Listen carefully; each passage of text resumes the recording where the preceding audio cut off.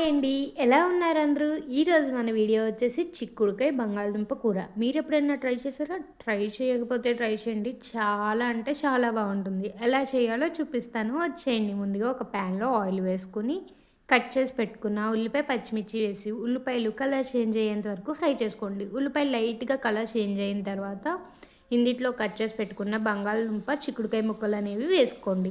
ఇవి 2 సేమ్ క్వాంటిటీలో ఉంటేనే టేస్ట్ అనేది బావుంటుంది. ఇందిట్లోనే కొంచెం పసుపు వేసుకొని ఒక్కసారి బాగా కలుపుకొని మూత పెట్టి ఒక 5 మినిట్స్ పాటు మగ్గించుకోండి.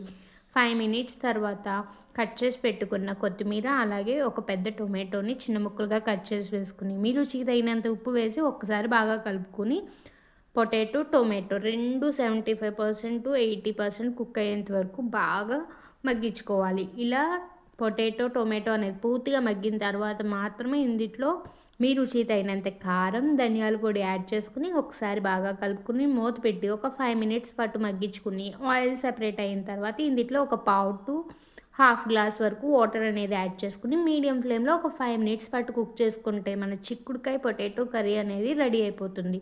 తింటూ ఉంటే అదుర్సనాల్సిందే. లాస్ట్‌లో కొత్తిమీరతో గార్నిష్ చేసుకుంటే సరిపోతుంది. అంతే ఈ video. Bye bye. Thank you for watching. Please do like, share and subscribe to my channel.